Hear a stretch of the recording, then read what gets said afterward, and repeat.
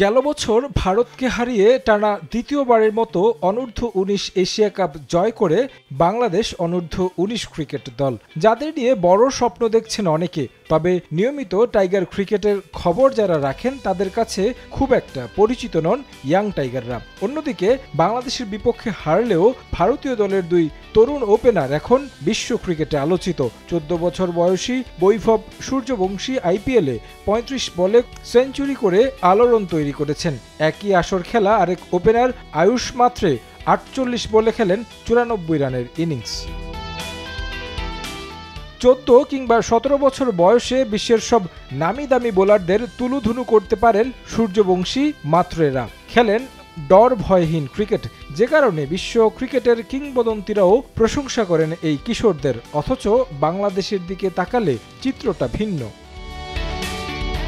অনূর্ধ্ব-১৯ Asia cup জয় করে আসলেও আজিজুল হাকিম তামিম মারুফদের পরের গল্পটা হতাশার। অন্যদিকে সূর্যবংশী মাত্রে আইপিএল দিয়ে নিজেদের চিনিয়েছেন, অথচ অনূর্ধ্ব-১৯ এশিয়া কাপ জিতে আসার পর বিপিএলের সুযোগ এসেছিল এই দলের কয়েকজনের। আশার বেলুন ফুলিয়ে তাদের দলেও ভিড়িয়েছিল কয়েকটি ফ্র্যাঞ্চাইজি।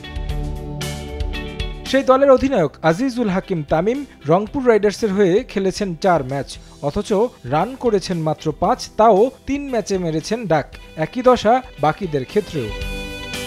গেল বিপিএলে সুযোগ এসেছিল এই দলের জাওয়াদ আবরারের। সিলেট স্ট্রাইকার্সের হয়ে ১ ম্যাচ খেললেও তার ব্যাটে মাত্র ২ রান। বয়সভিত্তিক দলে থাকতে আলোচনায় ছিলেন মারুফ মৃধা, তিনিও এই মৌসুমে খেলেছেন ১টি ম্যাচ। এ পেসার পাননি কোনো উইকেটের দেখা, বরং ১ ম্যাচে রান দিয়েছেন ৩৬।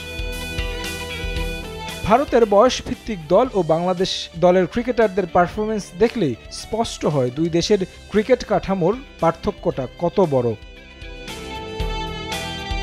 এই ভারতকে হারিয়ে অনূর্ধ্ব-১৯ বিশ্বকাপ জয়ী বাংলাদেশ দলের ক্রিকেটাররা বিশ্ব মঞ্চে খুব বেশি আলো ছড়াতে না পারলেও যশস্বী জয়সওয়াল রাজত্ব করছেন ক্রিকেট বিশ্বে। আন্তর্জাতিক অঙ্গনে এরই মধ্যে টেস্ট ও টি-২০ মিলিয়ে করেছেন ৫ সেঞ্চুরি, আছে ডাবল সেঞ্চুরিও। অথচ এই দলের বাংলাদেশি ব্যাটাররা নিয়মিত দলে থাকলেও এখনও দেখা পাননি সেঞ্চুরির। এতেই স্পষ্ট হয় বাংলাদেশের ক্রিকেট কাঠামো কতটা নড়বড়ে। তাই আন্তর্জাতিক অঙ্গনে ফলাফল পেতে হলে ক্রিকেটার তৈরির প্রক্রিয়ায় নজর দেওয়া উচিত বিসিবির। তারেক হাসান শিমুল, সময় সংবাদ।